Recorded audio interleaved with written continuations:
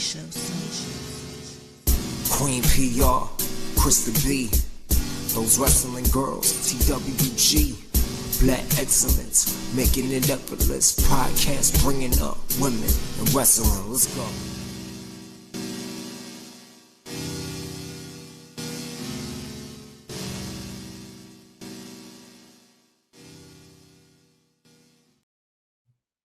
Hello, hello. Hi. Happy International Women's Day, officially. Happy International Women's Day, girl. It's here. We love celebrating women over here. Period. Shout out to all the women wrestlers, all the women content creators, whether you're in wrestling or not, all the women entrepreneurs, all the business women. We love all of y'all. Shout out your mamas and aunties and cousins and sisters in them too. Yes. Hi, Tiffany.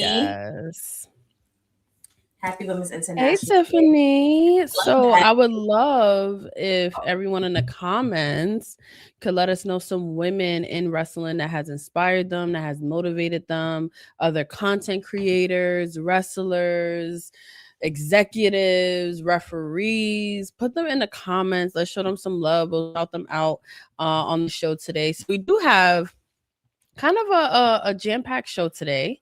Mm-hmm. So we're gonna, of course, celebrate Women's History Month. But we wanted to cover a tag team.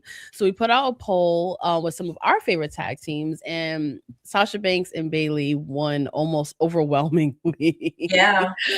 Even though I could have covered the Kabuki Warriors or the Iconics any day, but these two particular women are very special to us, very special to women's wrestling. So we're going to get into that spotlight. But then at first, we're going to catch up on what's been happening in wrestling. But we also have a special guest as well. So first, shall we check in? Check in for sure. How are you feeling? How are you doing?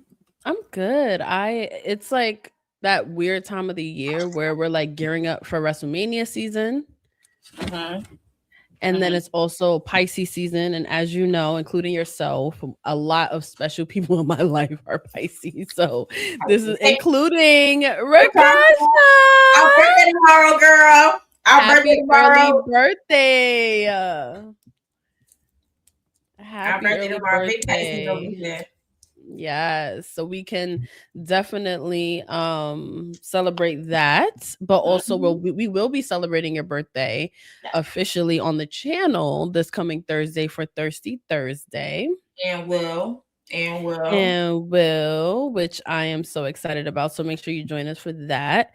But how does it feel, Krista? I know you're like so big on your birthday, but you also have like some cool stuff happening this year.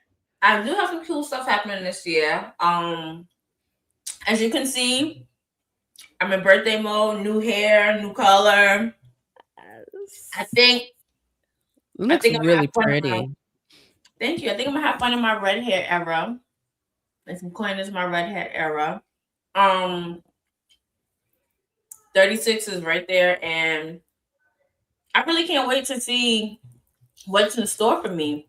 And I feel like the perfect way for me to kick off my birthday or to celebrate my birthday is this upcoming weekend. Yes. So you talked a little bit about it. So before we bring on our very, very special guest, for those who don't know, what are you going to be up to this weekend? Your girl is making her debut as a commentator for Pro Wrestling R. I will definitely be calling a women's match. I will also be doing backstage content with the wrestlers. You know, there will be some surprises happening. There will be some special guests happening. I'm sorry, I'm not spilling anything. I was about to ask. I felt it in my spirit. Buy your ticket and make sure that you come support us, support indie wrestling. Like, these wrestlers are amazing.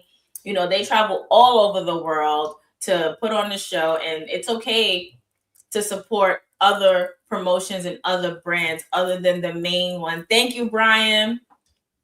Other than the main ones that we watch on TV, because I feel like going to an indie show is sometimes better than going to a show that you see on TV because they get to be more expressive. They get to let out a little bit. They're more interactive. So you yes, feel like the passion. Yeah. And sometimes you don't even need a storyline with it. Like you can just feel it in the ring. Like there's a lot of wrestlers I come across for the very first time because of the indies. And I'm just like, you're my new favorite. Yep. I love that you did that. Yep. Or and then like, you have to do all that to him or to her. Like, and then you get to see them grow and end up at the big promotions. But you get to see them when they're still able to just tell stories in the ring. They're able to interact with the crowd a bit more. We talk about, Jobber Slam and I Say Wrestling on the channel a lot.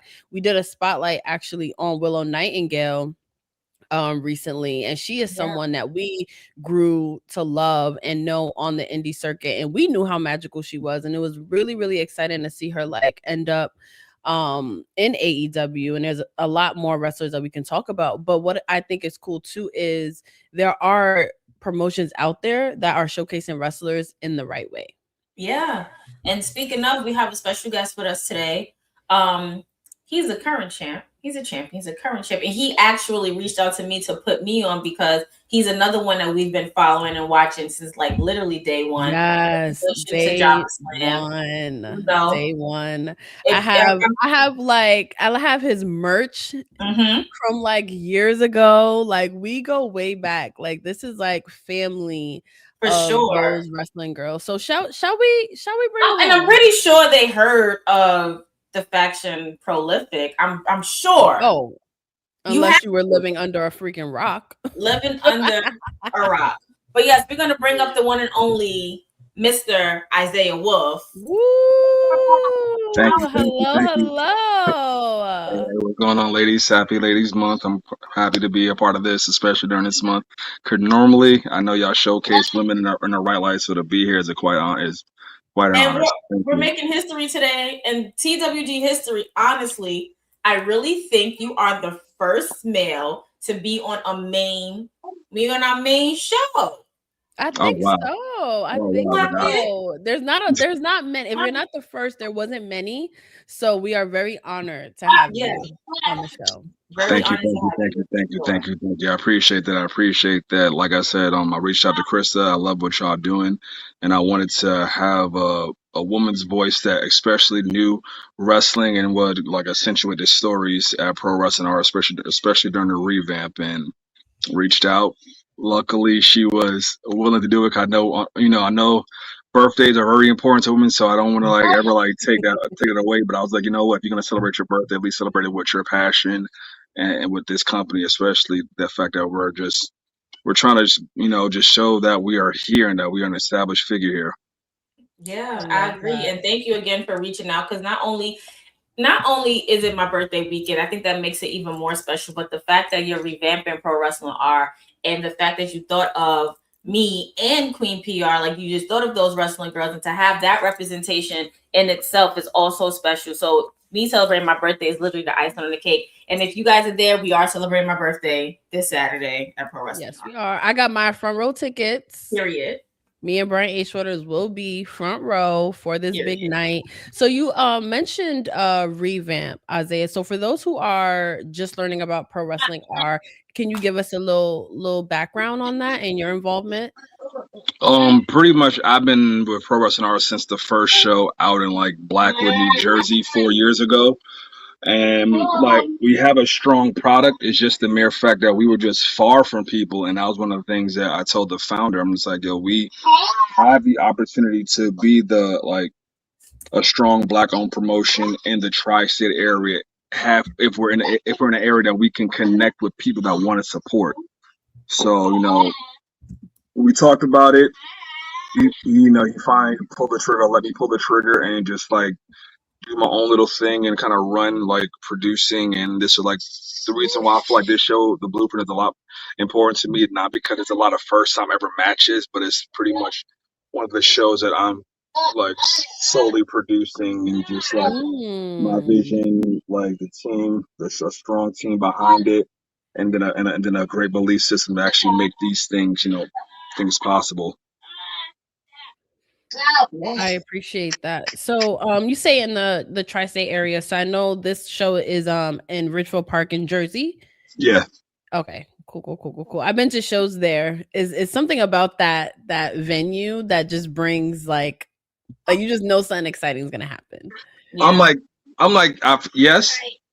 I've wrestled there many times. Made my name there and with a few matches and stuff like that. But I feel like this is a little bit different because this is, I would say, 4 years in the making. I'm just like, and I'm not saying that because I've been a champ for damn near 4 years, 1,300 days and counting. But I'm just saying It's giving Roman Reigns streak over here. It's giving, yes. Yeah, but over here.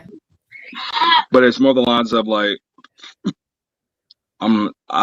for me, I got tired of us being underground, and I don't want to do anything that's going to allow people that's working hard and that's busting their ass to be underground.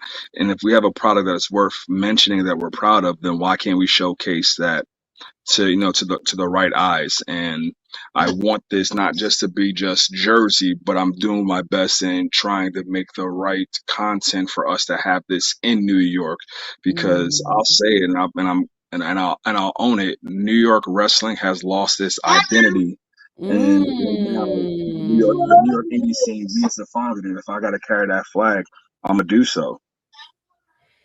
That's a strong statement. I'm like, well, I look at it like, all right, outside of New York wrestling, who is it? And like, if it's not myself, I'm just like, I'm one of the few people from New York, from NYC, Brooklyn to be exact, that's been overseas, that's done to Germany, that's done to London, that's done to Amsterdam, that's been to Canada, that's going back to Canada in July. I'm just like, no one else is doing this right now in New York City. And if I'm doing it, then I'm just like, why can't I make a promotion that I'm the flag bearer and the cornerstone that place as well? Right now, it's like I feel like Indies is in a bubble, and it's time to pop that shit, and it needs to start in New York where it all begins. Yeah. So what I'm hearing is this show is the kickoff to some more shit that's gonna be happening in the NYC. I'm like, yeah. I'm just like, right now the tri-state's up for the taking, and it's promotions that I've been in contact with to actually work out with some partnerships. Right now, our partnership is with Respect Wrestling, We Are Wrestling, BST, and I feel like the sky's the limit with any other opportunity that presents itself. I'm just like, I ain't gonna be just partnering up with anybody just for sake of anybody, but I feel like Pro Wrestling R has the capability to partner up with the right people because we have the right content to deliver. And if that helps us out, that can help the next promotion out that wants that New York buzz, and that wants that New York atmosphere. Because to be quite honest, I feel like if you can get over in the New York market, the true New York market, then that literally solidifies what your career can be moving forward. Definitely. So he has been trying to get these surprises and stuff out of me, but I've been quiet because you have to tend to see. However, I do want you to let people know what they can expect this upcoming Saturday. This upcoming Saturday, man, how can I explain this? This is one of the few times that we actually have a lot of first time ever matches in the Indies. Sorry. Bless you. Thank you. One of the first matches, one of the first ever matches, myself versus Ryan Clancy for the Pro Wrestling R World Heavyweight title. Really excited about that. Yeah. I'm like, Ryan is on a tear right now in the independent market, starting from New England and branching out over to the West Coast and Prestige, and he's done his tour of Japan. So Ryan's a tough cat. Like, his reputation has allowed him to wrestle some pretty strong names in the industry. So I'm actually quite honored and I have respect for homie. But my respect goes out the window once I get in that ring and I got to defend this bad boy. Yeah. Nice. Can we get a closer look at that championship belt? It's looking good on your shoulder. Oh yeah, man. This is version 3. This is version 3. I've held all 3 versions of the Pro Wrestling R title. That's how long I've been a champ, and that's how long I've been consistently putting on bangers. So the opportunity that presented itself to wrestle overseas and defend it, I was granted that from Pro Wrestling Holland. Shout out to Martin. Anyone that knows Pro Wrestling Holland, right now they are on a tear because one of their prize students is kind of took the wrestling indie scene by not by surprise. He pretty much ran with it, and it took him to TNA. For those that don't know, Pro Wrestling Holland trained your boy Ricky Sosa. So pretty much, yeah. So like they're catching momentum, and luckily for me, I had the honor to wrestle at Pro Wrestling Holland with my title on the line at Brenda and this skate park in front of like 1,200 people. So that was like was cool. No one knew who the hell I was when I got there, but they definitely started chanting Wolf when the bell was done. So yeah, that's what you should expect from a crowd, especially if they don't know you. That's the thing again about the indies. You don't know somebody or you've never seen them before, and then all of a sudden they're chanting your name because of the amazing work that you have done in the ring and telling that story for however many minutes, from 30 to 60 minutes. So I love that that's gonna happen. I know that's a big match. We've talked about it. And I know that, well, I know everything technically, but I do know it's going to be a great night. A great night is going to be a great event. So please, Isaiah, let everybody know where they can buy their tickets at, because I believe tickets are almost sold out. They are. I went to get my front row tickets, and I forgot how many it said it was 11. I was like, ooh. We have 6 front row tickets left. General admissions is still up for grabs. I try not to like get really like overly excited or overly like, yeah, we do this. I'm just playing it by ear. But right now we've been catching some good momentum. We've caught some good eyes and attention and stuff like that. You can go to the Pro Wrestling R page on Facebook, Twitter, or X, Instagram. The link is underneath for ticketcandy.com. I'm just like this, like yo, support.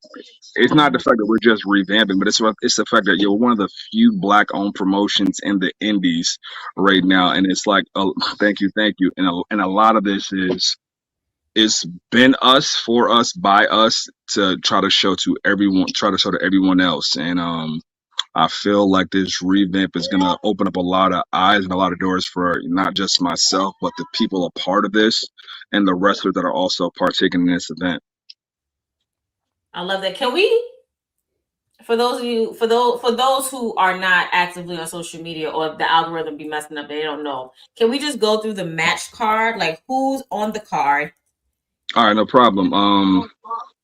Well, I'm gonna break it down for the. All right, cool. I'll give out one. I'll give Patricia one little gem. Oh, yay! The first match of the show for Pro Wrestling R The Blueprint is going to be Brooklyn heavy hitter Tyree Taylor of Prolific versus the reigning and defending CZW World Heavyweight Champion Aaron Ash. That is the absolute first match on the card. So all of a sudden, like, if you're a fan of super heavyweights that can get down, that can go down, then that's the match that's going to start off the Blueprint in the show. Matches that we have on deck for Pro Wrestling R The Blueprint, we have BST Territory Champion Gabe Sky versus Jared Diaz. Another one, first time ever.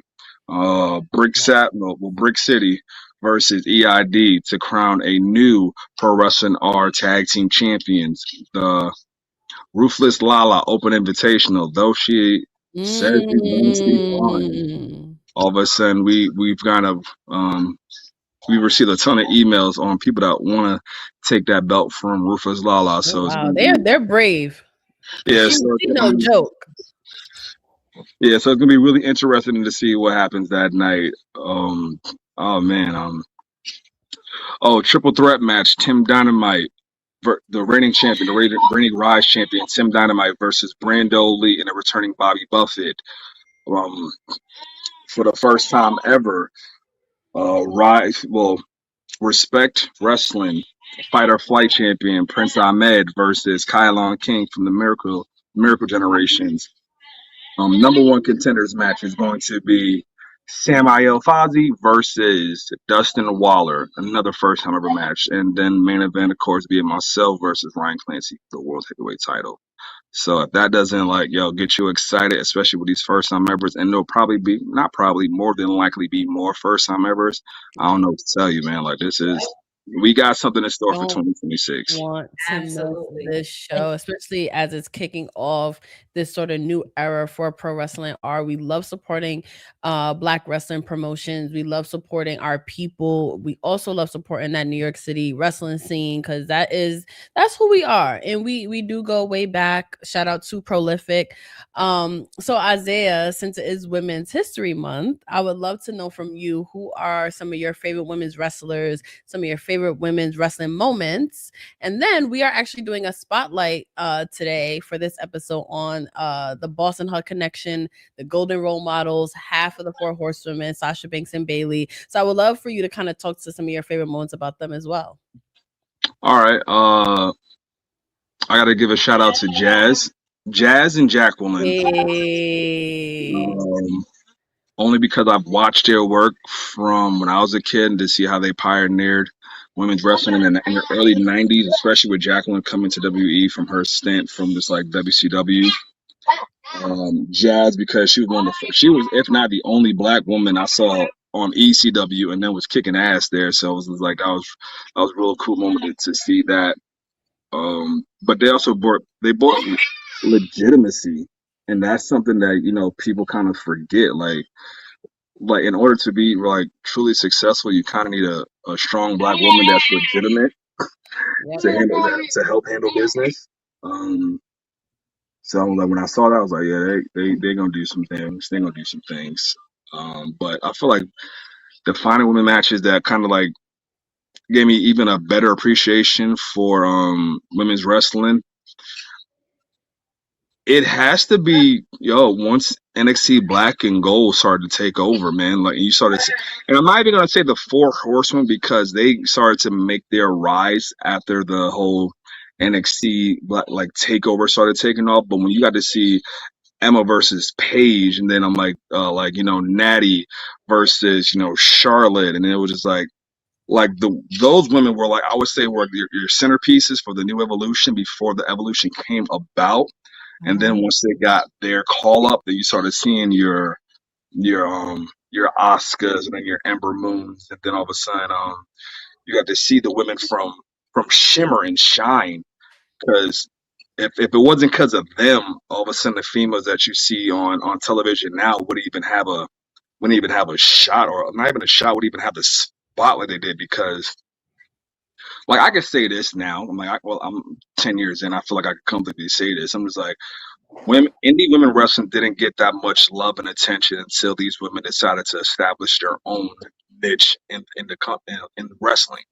And that's where shine came about for me. And that's when I started seeing your Mercedes Martinez, and then I started seeing your Demeter Rose, and all of a sudden your Mercedes KBs, and and then you see everyone that came from that shine and shimmer branch out and break forward, and it's oh damn, okay, all right, these women can brawl. And then to see people that I've actually shared locker rooms with in regards to women wrestling actually get that call up, it's I feel like a proud little brother. Right. It makes you feel so good. When you see,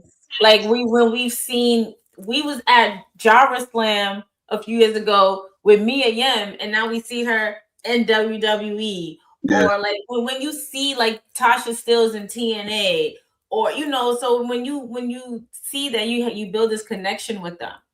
Yeah. And then you look on TV that's my friend, that's my girl, that's my boy, So it is a good feeling to see, because it's once one of y'all make it, we all make it. Because yeah, I always say we all we got. We all we got. But before we let you go, you mentioned that Tyree Taylor is going to be opening the show on March 14th. And I have to shout him out because today's his birthday, so happy birthday. Oh, happy birthday. Yeah, I said him some stupidness early this morning, so yeah, he probably gonna curse me out. He's definitely gonna curse you out. That's one. For two, I met Tyree back when I was in grad school, and at this time he was still training with Johnny Rods over there, and he was in my documentary. He was in my wrestling documentary about another woman wrestler that was in Johnny Rods' school. And then the following year, probably like 2 years after that, I saw him wrestle with Prolific at Jobber Slam. So again, I love seeing that growth. I love seeing everything that you guys have been doing. So this Saturday, I'm telling you, I cannot emphasize, I cannot stretch it enough. Make sure I get your tickets. It's going to be a movie. We are celebrating. It's 2 big Pisces birthday weekends, big Pisces energy. We bring in energy regardless. And we repping Brooklyn.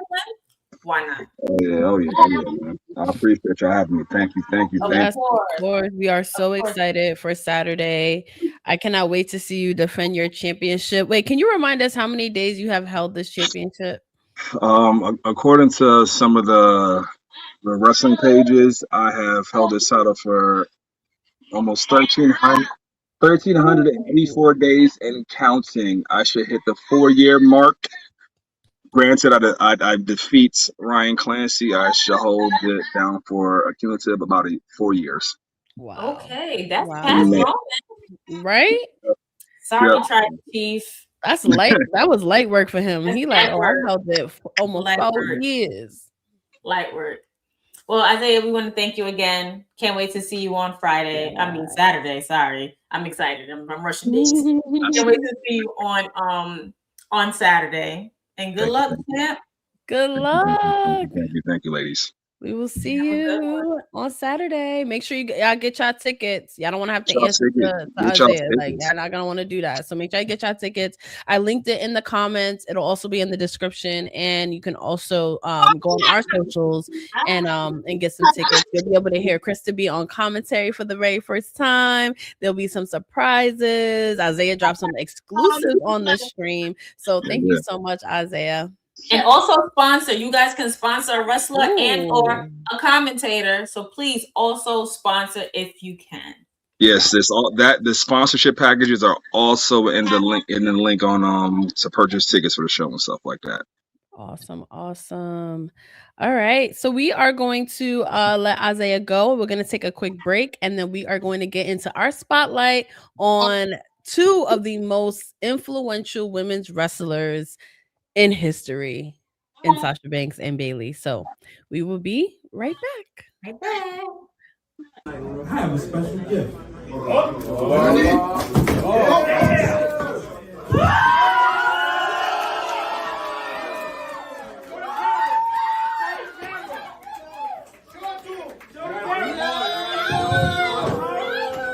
that talking, right? I want to give a shout out first. We started this in March. I want to give a shout out to the guy, Brandon Guy, for making this happen. I want to give a shout out to Medina.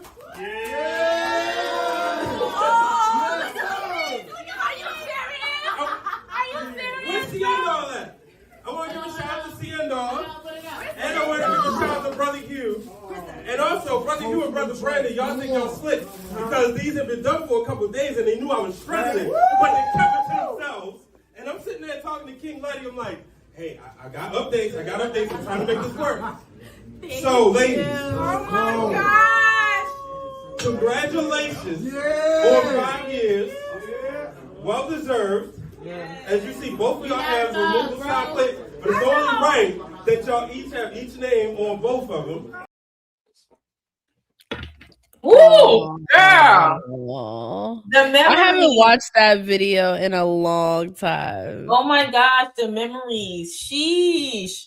Yes. What was that? 3 years ago? Well, no, about to be 5. I think it's about to be 5 years ago. Oh my God. Wow. Wait. That was our 4th anniversary party. Oh, I thought that was our 5th. No, that was our 4th anniversary party. We didn't do nothing for 5, I don't think. We did a celebration online, like this way, for 5. So that wasn't 2023? No, I think it was 2024. Child, I don't know. I don't know either. But almost 3 years ago. Okay. Oh, see, 2023. Okay, so almost 3 years ago. Shout out to Brian H. Waters, Medina, Ciendo, Letty, Brandon, Wrestling Realm for surprising us with those belts. I said Wrestling Realm. But you said everybody's name. That's everybody. But that was such a fun moment, like to get those belts. We've always wanted like custom championship belts, and like they really made that happen for us. Yeah, because we're the greatest tag team alive, like ever. There is no from one better great tag team team to another great tag team in Boston Hug. Yes. We definitely have to get into their story because one, there's nobody like Sasha Banks / Mercedes Moné and Bayley. Nobody at all. No. Whether they are rivals or besties, they're going to give you all and plus more. Yeah. Always. And the fact that they are really best friends in real life and they support each other no matter what. Like the amount of times we've seen videos of Bayley going to AEW shows, supporting Mercedes and being on whatever other indie circus that she's on. If Bayley can make it, she's there, and vice versa for Mercedes. Like whatever Mercedes does, whatever Bayley does, Mercedes support. It may not be in person all the time, but you'll see them tweeting, you'll see them on Instagram, you'll see them sharing. And I just love, like, you find your person in something that you love so much. Yeah. And you can see, for them to tell a story with that.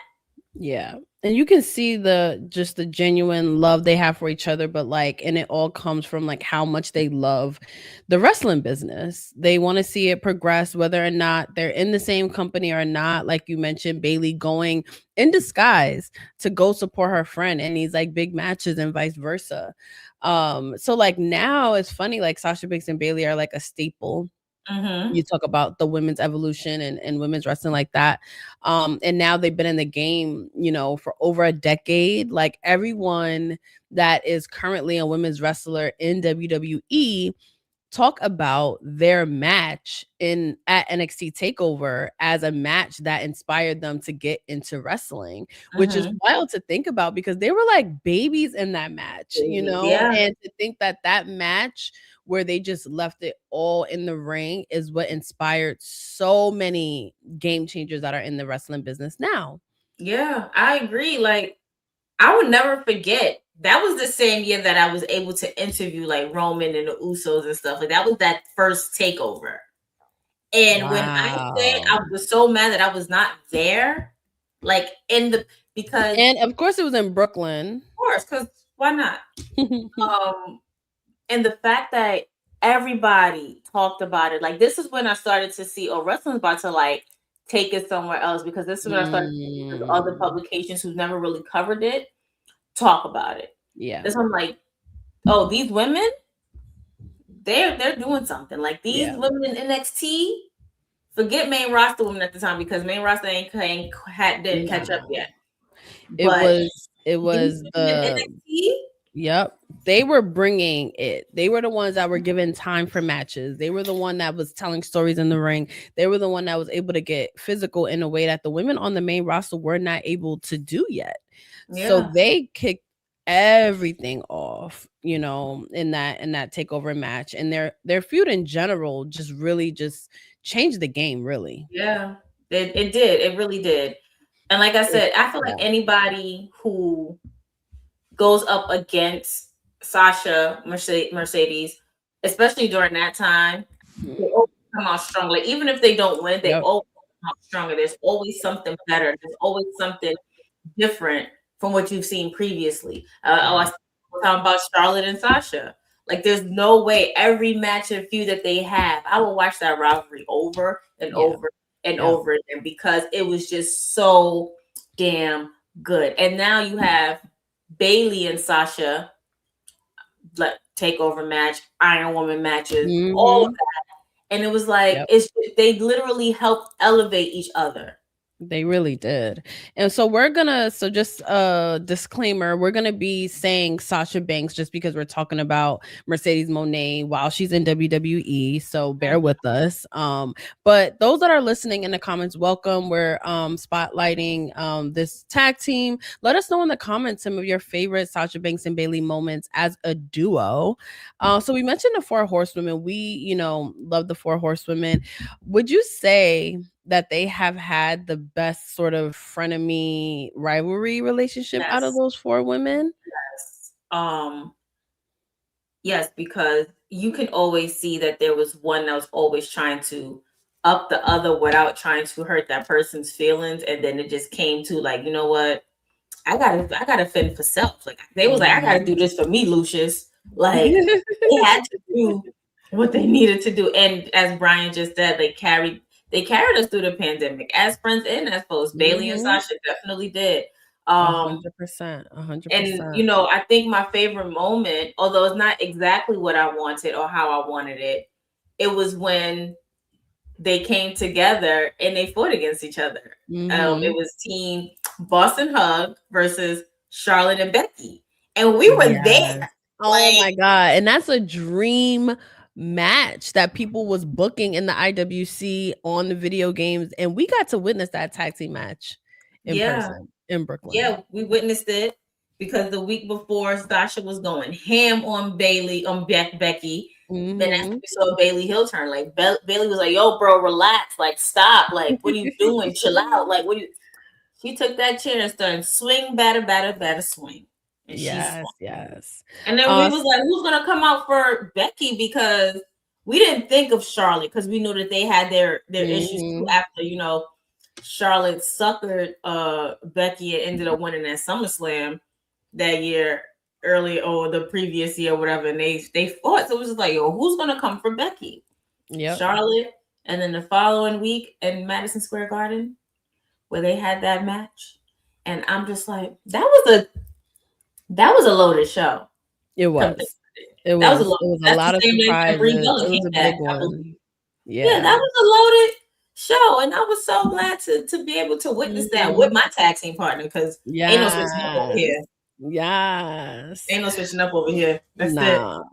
So it's Matt brought up Sasha and Bayley winning the inaugural WWE Women's Tag Team Championships, and you really can't mention them without mentioning these belts, because they are kind of the reason why these championships existed, because they like backstage were fighting for the women's division to have tag team championships. That's very true, especially like I guess it kind of goes back all the way to Evolution. You have the very first all women's pay-per-view, and remember, P, they was giving out signs like, we need women tag team championships, like we need tag team belts, tag team titles. And it's like you have that iconic and epic moment where the women sold out the entire arena. You had the men coming out, you see them in the crowd, they're physically crying because of how great all of these women are doing. And it's not lost on us that these women deserve that, because they put in so much hard work and time and effort. But then it's just like, where are the women tag team champions? Like, why wait till we get to Chamber? So it's like, oh, y'all want them so bad, I'm gonna actually give y'all a test to see who can pass this test, to see who's deserving of these belts. And we already knew then what we was going to know now, that of course it had to go straight to Bayley and Sasha. It wasn't supposed to go to anybody else. Sorry to the Iconics who was in that match. Sorry to who else was in that match? Was Riot Squad in that match? Whoever was in that match? Sorry to them. Sorry to y'all. I know Naomi and Carmella. Naomi and Carmella, yep. In that match as well. And out of all of them, like, it's funny because I was, huge Iconics fan, still kind of am. Yep. You are. But I always was like, they are, a real actual tag team. They've been a tag team from jump back in NXT. Wouldn't have been mad if they won, but you could see that Sasha and Bayley, like, this was for them. Like, they grew up, they loved wrestling, their passion started from a very young age. Neither one of them wanted to be or do anything else Yeah. with their lives besides become a WWE superstar. So for them to then take their rivalry, started the women's evolution, inspired a whole generation of women's wrestlers. So now they want to come together and then breathe even more life into women's wrestling and be the inaugural WWE Women's Tag Team Champions. Mm-hmm. Yeah. Which was Like you could just I think I cried with them. emotion. I think I cried. You felt it. Yeah, you had to. Yeah. You definitely had to feel it. And you know what else I also felt when the first three got called up, Becky, Sasha, and Charlotte, and Bayley didn't get called up. And then you saw like the behind the scenes of Bayley talking to Sasha, like, I don't want you to go.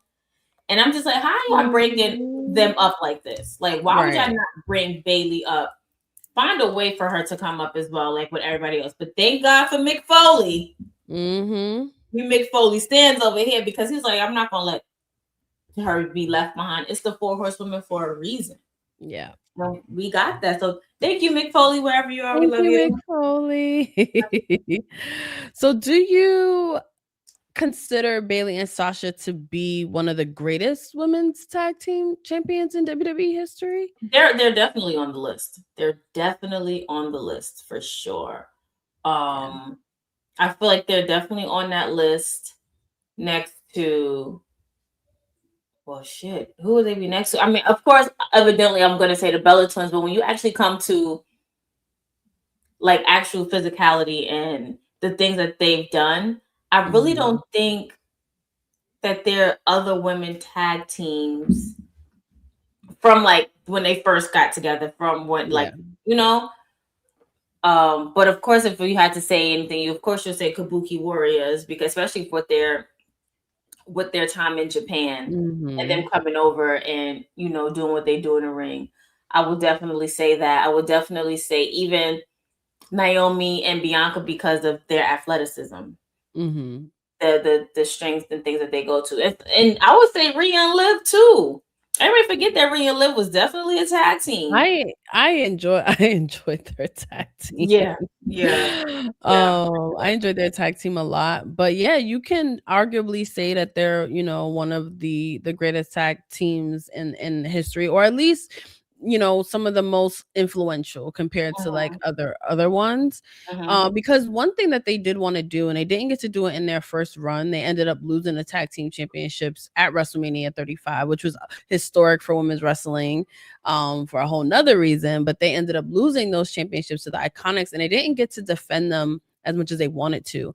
But it's the fact that they were upset that they couldn't be fighting champions that says everything about how they feel about the business. Because it's like, why have belts and not be able to defend them? And I also think that's where the downfall was. I feel like they pacified us. I feel like they pacified us and like, right, we're going to shut them up by giving them these belts or whatever. But we're not going to use them as much as we should. And I feel like that's where that tag team title belt curse comes in at, because it's not be a champion and not be able to defend your titles. And also this is at the same time where they wasn't really cross-branding it as much with NXT as they are now. This was like NXT is its own separate entity. It's under WWE, but its own separate entity. If you want to defend, you can go to SmackDown or you can stay on Raw. But they wasn't really cross-branding like that with NXT. And that was also a downfall moment too, because if they would have done that in that time, the amount of women that they would have just been given the opportunity to in general, just bananas. I completely agree. And at that point, well, guys, I don't. Who took P? Who took my tag team? Because now I'm ready to swing. I'm ready to swing. But now they took her. But let us know what you think about Bayley and Sasha as a tag team. Give us some of your favorite matches, your favorite moments, your favorite, even them as rivals. Like, give us some of those too, because I love a good rivalry for sure between them.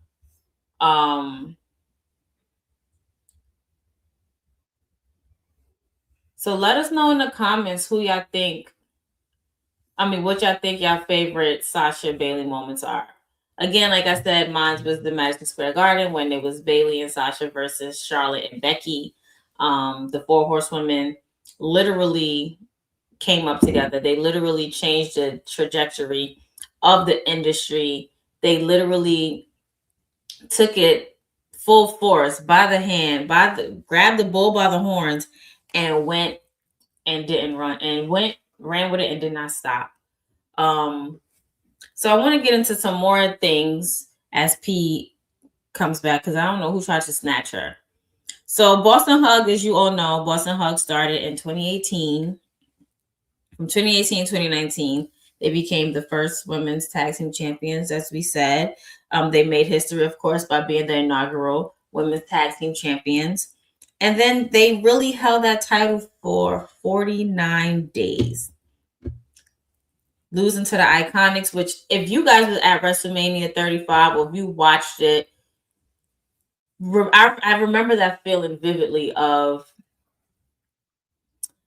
why would they let them lose like that? And why would they let them lose to the Iconics? At that time, I wasn't really an Iconics fan. I just felt like they took the tag team division as a joke. And I was just trying to figure out why they would have them. Like, yes, the Iconics are an original tag team. Thank you, Mike. You know my birthday tomorrow. I really do love I understand that they were a tag team. They were an actual tag team, but I feel like so much more could have been put into that match. I feel like so much more could have happened. It was definitely crazy for sure. My partner back. I am back. I don't know. Niggas don't want to see me win out here on Women's History. At all. Like, not to snatching you up. I was about to catch a fade. Oh, hey, Mike. I was about to catch a fade, but I was just talking about how, Boston Hug losing to the Iconics. It's the most craziest thing ever because it's like they didn't even try to give their all. Like, I don't feel like that was a great matchup in the pairing to do at all. Like, because at that time, Iconics was more comedic relief than actual serious wrestling, and Bayley and Sasha was like more serious wrestling, trying to break that stigma of women being like the bathroom breaks and stuff. So for you to put it up against the Iconics during that time, not saying that the Iconics are not great wrestlers, because when they was in NXT, it was a whole different side to them. Mm-hmm. But then it was just like they came up, and I'm just like, why? And I was at 35, and I remember like boos and silence after the Iconics won. So I wonder if that was the first time where this narrative about like Sasha came about, because remember there was that rumor that her and Bayley like had a tantrum and like didn't want to leave, and then Sasha actually took a little bit of a hiatus in 2019. Like, was that the first of sort of like that buzz around who like Sasha Banks is behind the scenes? I believe, I don't want to say she had a tantrum. I don't want to say they had a tantrum or whatever, but they had every right to be upset. Yeah. Definitely had every right to be upset because of the fact, like, we worked so hard for this. We couldn't even have a long title reign. Right. Yeah, we did make history with it by being the first ever to do it, but we wanted so much more out of it. And it's like y'all limited us in what we can do with these titles, and then I give it to somebody like the Iconics. So yeah, rightfully so, I'll be mad too. Yeah, I'll be absolutely mad. They definitely deserve so much more. Same, especially if they risk their careers to even make this happen, because people say how much they advocated for it to have these championship belts, and then to like that first run sort of be kind of like lackluster, and then to lose it at such a big night. And then also the whole like Sasha Banks always loses at Mania like narrative at that point in time. So but yeah, see, that was the first of it. And we would see more and more and more drama surrounding Sasha Banks in the future. But I think this was like one of those first ones where she even was just like radio silent on social media about it, and like people were just like speculating. Rakarsha and a couple other people in the comments brought up how in 2020, or when they both came back as heels, that is when their tag team championship run really hit the fan, and I particularly enjoyed it. So do you think this tag team was better off as heels or when they were faces? Absolutely. And here's why. Mm-hmm. Because one, people never really imagined or could have thought that Bayley can turn heel. Including myself. Yep. You was definitely a hugger. Definitely a hugger. I was like, I was just more adamant. I was like, she'll not. I even bet my dad, I was like, she's never gonna turn heel. Like, the kids love her too much. She makes too much money on merch sales. Like, it's just not gonna happen. And then one day, Bayley just came out. Bayley cut them Bayley buddies. It was like, bye. Bye. And then she cut her hair. Yep. Then and she that's started when we wearing seen a whole new side to her. Then she started wearing like the darker clothing and stuff. And for her to be a heel, and then you link up with your best friend, that's evil twin. Mm-hmm. And then y'all running havoc and causing hell in this division that you guys kind of started, and you guys kind of, So yeah, now we're going to let the inmates run the asylum. Okay? We trust them. They know what they doing. We trust them. We know what they know what they doing. They're not going to steer us wrong. And then they kind of steered us wrong when they broke up. They did. It was a lot of jealousy. It was a lot of envy. And I'm just like, y'all not friends for real. And I feel like too was one of those situations where everyone was kind of like, the history of their rivalry is Bayley being the uber babyface, the uber hugger. I'm just so happy to be here, and Sasha kind of being a more aggressive one. Like, that sold their feud initially. Now you have Bayley where she's just as evil, just as conniving. You can slide her right into that heel role as Sasha. So it was like, okay, we know some shit is gonna hit the fan, but who's gonna turn on who? And it ended up being Bayley. Yeah, because again, nobody would expect it, because it was like Sasha oozed leadership, and Bayley was just like, all right, I'm gonna follow because that's my friend. But then it's like, it's only but so much jabs and points and nitpicking and bitching and moaning that I can take from this person before I, set off. Like, let it out. And let it out she did, turning on Sasha, and I think I was happy. I think I was the most happiest person. I remember being happy because, let's be real, like, Sasha Banks and Bayley kind of carried that pandemic era. Like, they were the safe bet, because at that point, we didn't know. And I say it all the time, like, thank God we did have wrestling, because that was a little bit of normalcy that we were able to have during the pandemic. And WWE still also didn't know how they were going to make that happen, how they were going to make it work. Like, we don't have a live crowd, which is what wrestling's all about. How are we going to make this work? And if I was a promoter or a booker, and I would bet it on Sasha and Bayley to hold it down. Yeah, they carried that women's division for sure. They definitely carried that women's division. They ended up becoming a tag team. They ended up becoming the tag team champions again during that era. After Mercedes returned from her hiatus, and they was reunited, and then that's when they became the golden role models. And that's when Ding Dong Hello became famous. So funny. So good, so funny. And that's when Michael Cole, you stupid idiot, became more of a thing. Sorry, Michael Cole. I don't think you're a stupid idiot, but Bayley said. That's what Bayley said. Bayley said, "Yeah, don't shoot the messenger. Not us." Don't shoot the messenger. Yeah, they held it down. And seeing also, because we've seen it before, Triple H and Stone Cold, for example, like, we've seen all of the men kind of hold all the championship belts and just like rain havoc on the division. But seeing Sasha and Bayley do it at that time was so dope to me. Yeah, so dope. I loved it. And their work, actually, they were named in PWI like the best tag team that year. And I really don't see it having gone to anyone else, because at that same time, who would it have really gone to? Who, like, it was not a lot of people there. And then like for the other women who were there, you had Bianca, but she was going against Zelina. They was just like getting called up from NXT or whatever have you. So you had Bianca and Zelina, you had Boston Hug, and you had Asuka, who just became champion because Becky had to step away because she was pregnant. You really didn't have Charlotte around. You really you really didn't have anybody. And sidebar, I love how all 4 horsewomen were like in top 5. Yes, that was pretty cool. Yeah. So it's like you really didn't have anybody. So if they would have really given it to somebody else at this time, it's just like, what? Come on. Like, did you not watch what we watched? Like, come on. Like, come on. I would say, do you have during this era, when they were a tag team, do you have a favorite like opponents for them? Like, I feel like it was like the Kabuki Warriors for the most part. Were there any other like tag team feuds that they had that like stick out? Or were you just here for it all? Because I was here for it all, but again, I think, like I said, I think my favorite was 4 horsewomen versus 4 horsewomen. Like, hands down, that's definitely the favorite one.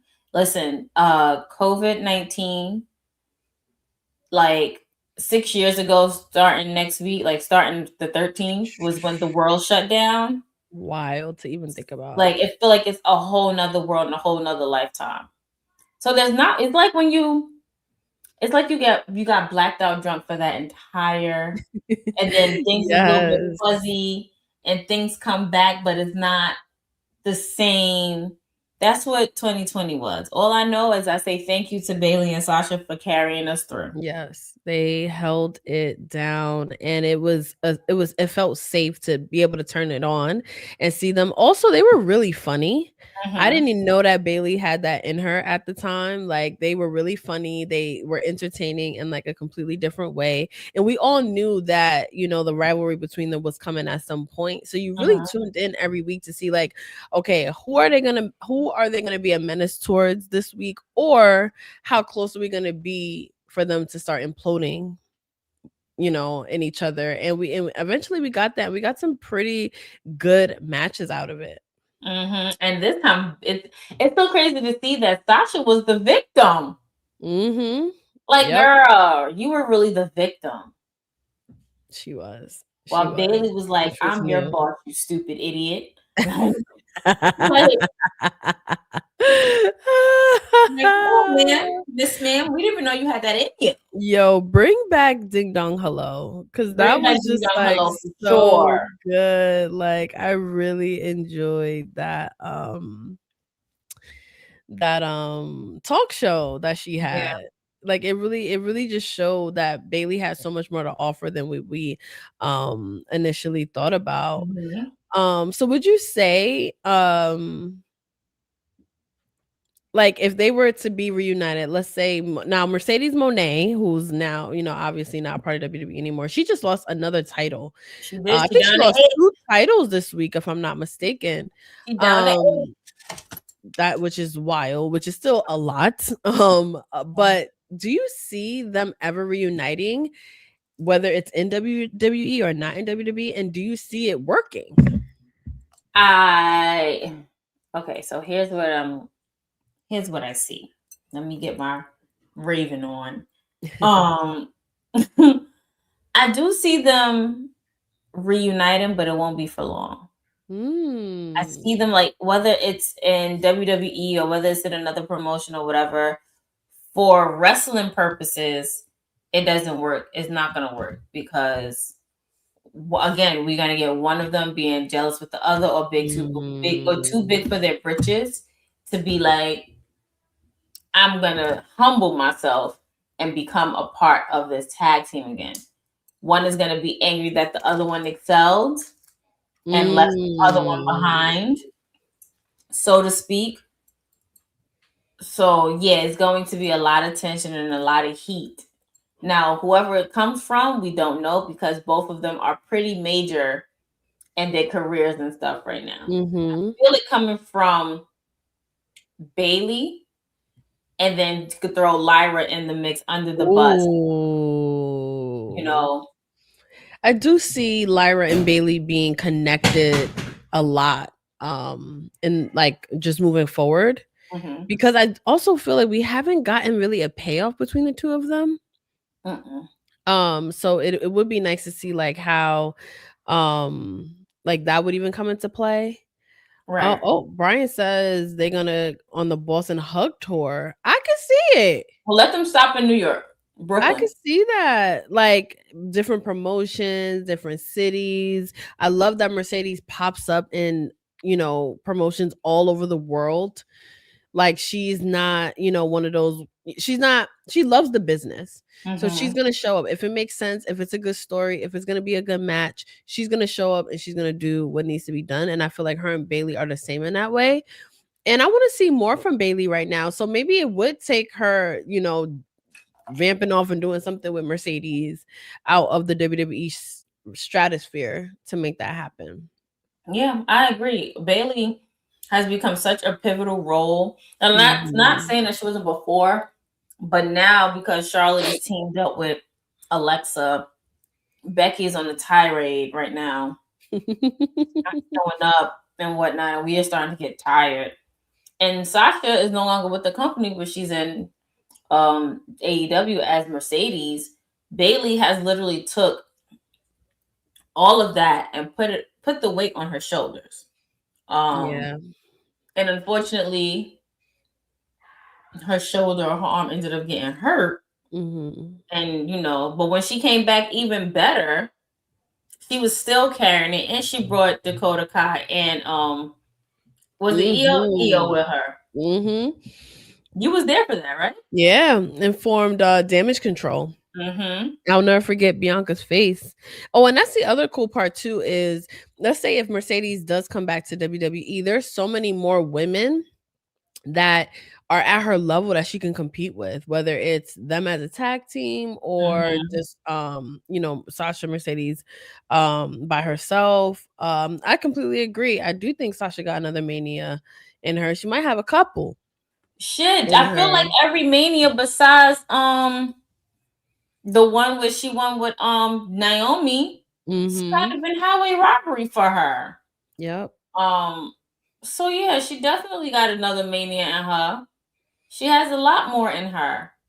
But I also love, like, now that she's out of WWE, given whatever the circumstances were, she now can find herself, who she is in wrestling.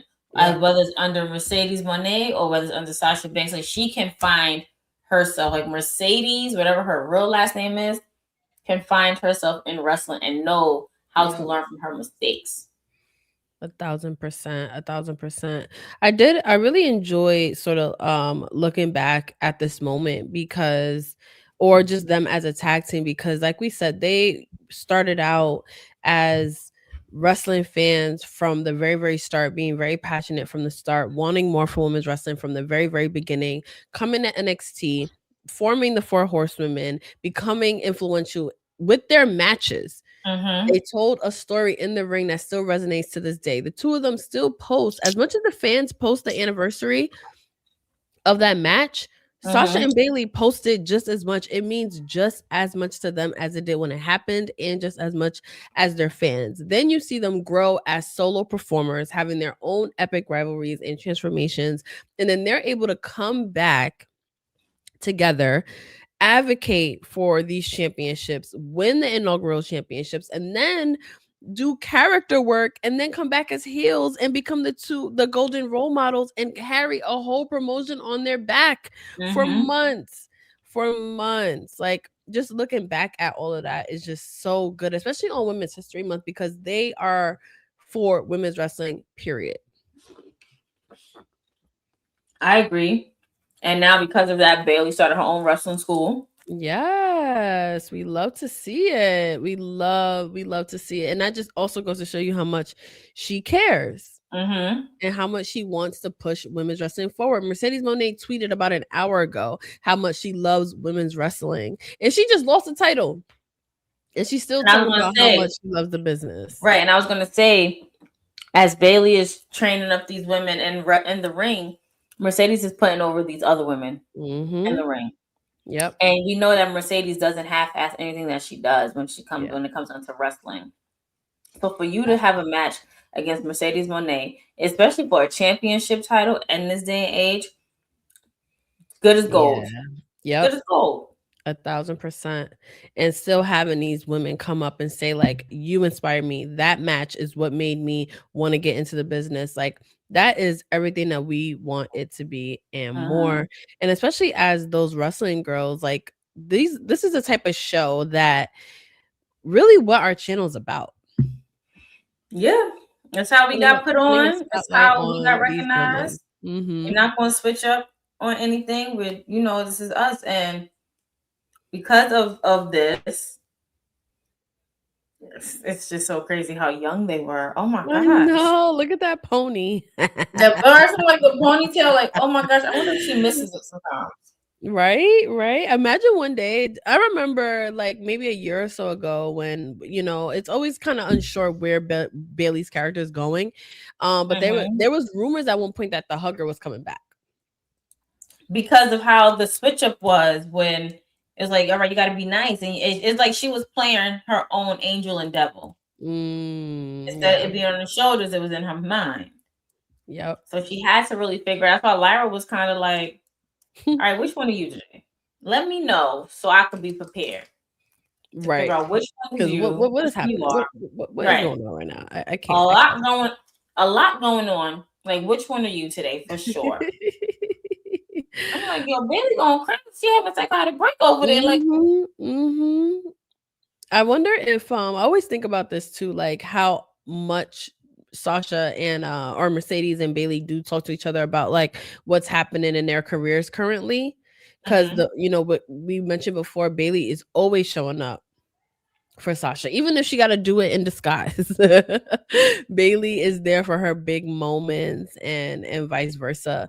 But I want to ask you and the everyone in the comments before we end is, if Mercedes was to come back to WWE right now and was to form a tag team with Bayley again, who are some tag teams you would like to see them? And we have the Kabuki Warriors, we have Charlotte and Becky if we want, but who are some new tag teams, some fresh tag team matchups you would like to see them?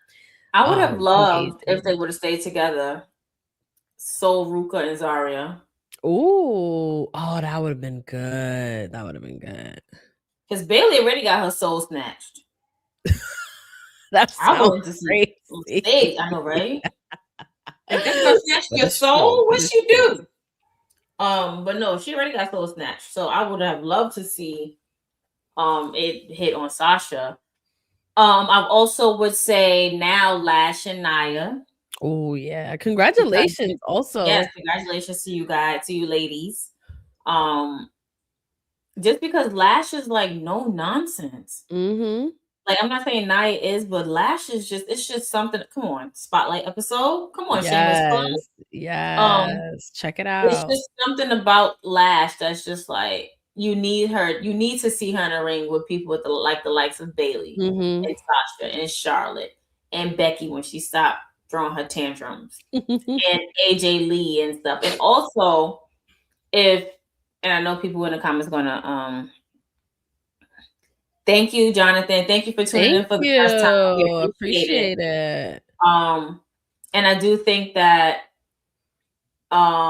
being that we see this new side of Nikki Bella, and that once we see like what Brie can bring, have them come back and do something crazy bananas. Yeah, like there are a lot of tag teams, but those are the ones I would pick first. What about you? I would have to agree with those. Also, just I think Sasha and Nia have great chemistry in the ring. Like Sasha always made Nia look really, really good. I would say it would be fun to see like Charlotte and Alexa against them, just because they're like all familiar with each other, but like in a almost feels like a different world. And now it would have a completely different feel. Like I feel like Charlotte is almost a different person now than she was back in the day. Rhea and Io, of course, that would have been epic.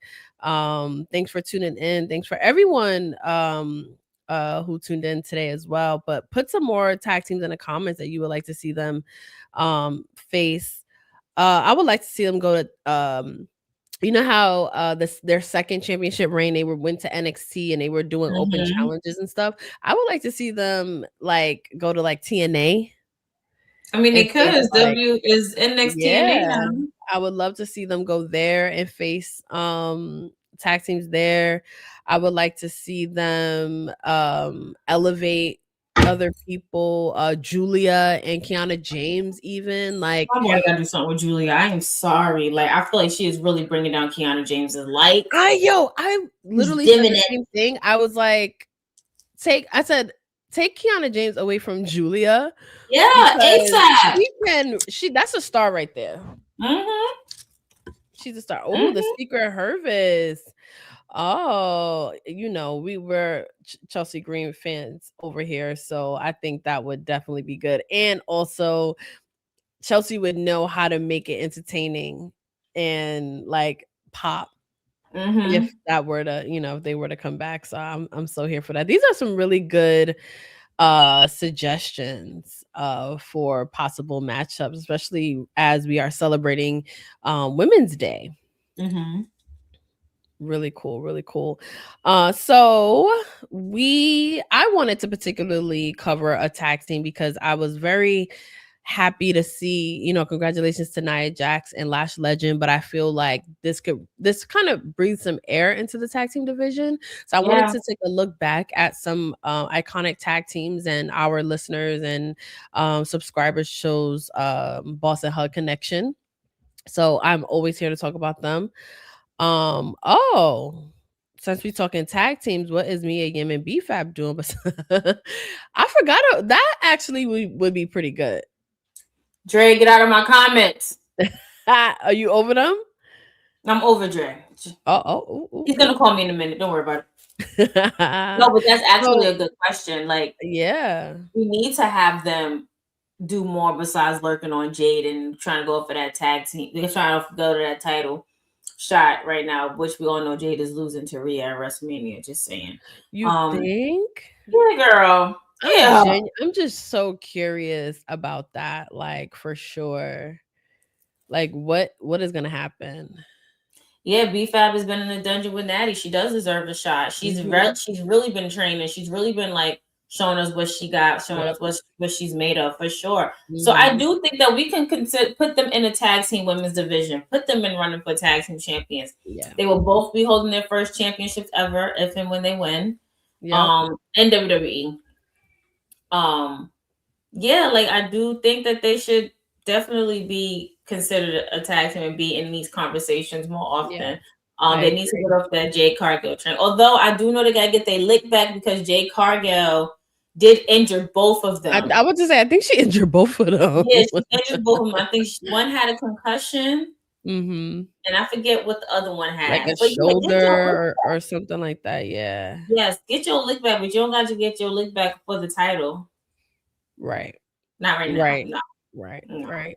And then BFAB working with Mia Yim is just gonna bring good stuff, and she's been in the dungeon, so I'm excited for that. And I'm still manifesting, going back to Sasha and Bayley, like I'm still manifesting Mercedes and then I'm back in WWE, maybe for like one last run. Well, she has changed her tune now. Before it was, I'll never go back. Now it's hey, anything can happen. I'm here.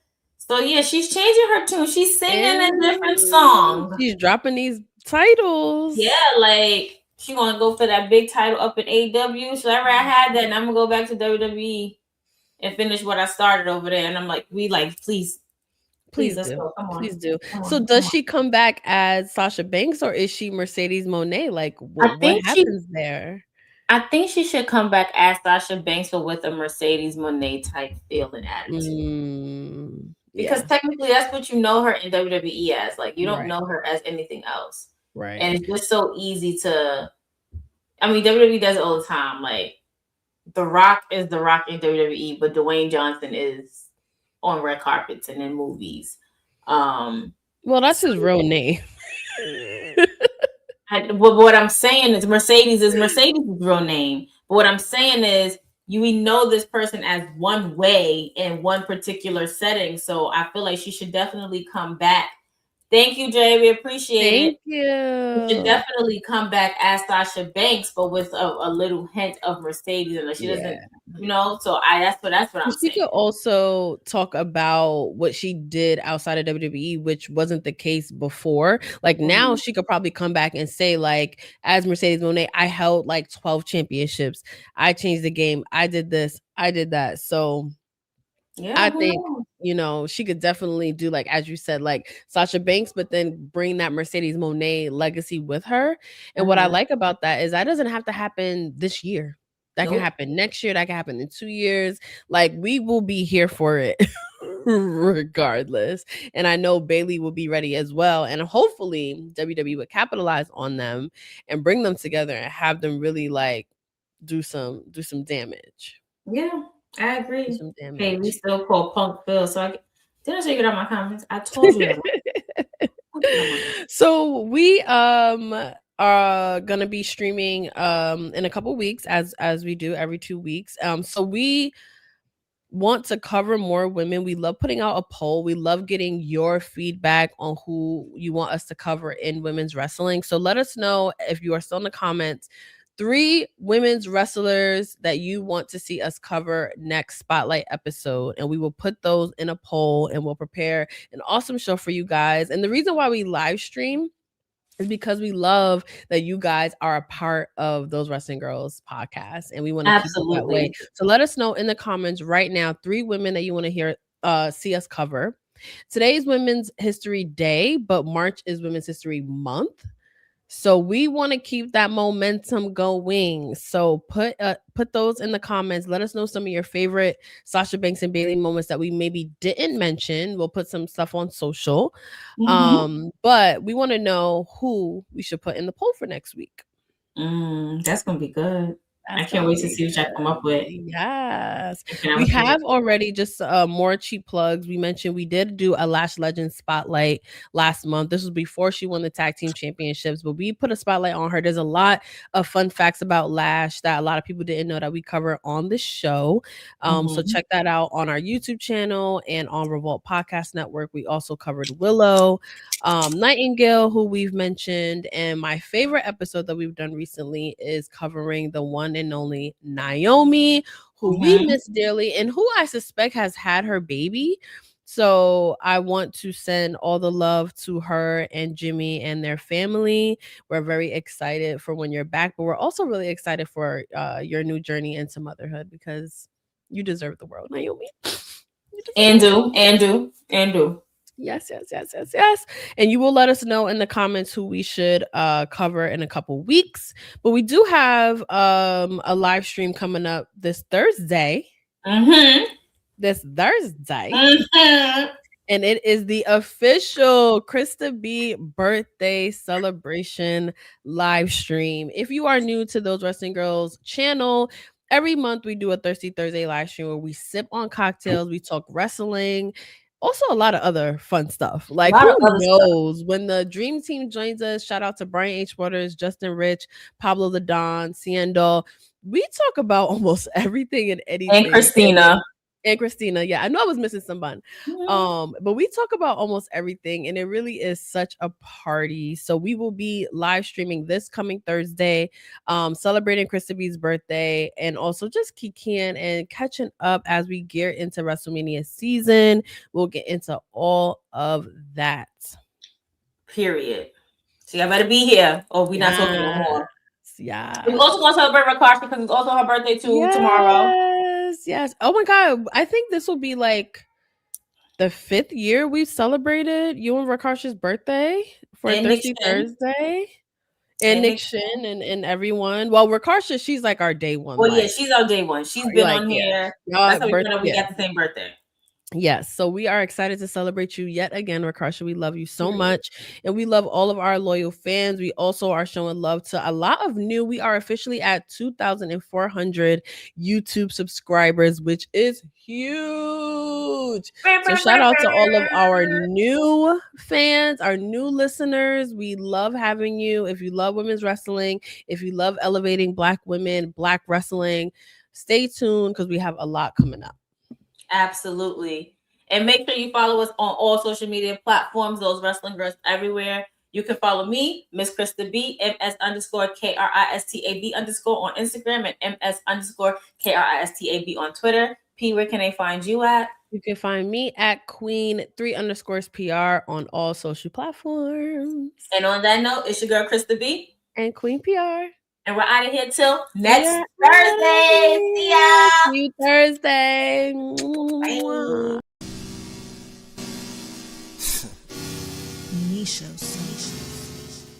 Queen PR, Krista B, those wrestling girls, TWG, Black Excellence, making it effortless, podcast bringing up women in wrestling. Let's go.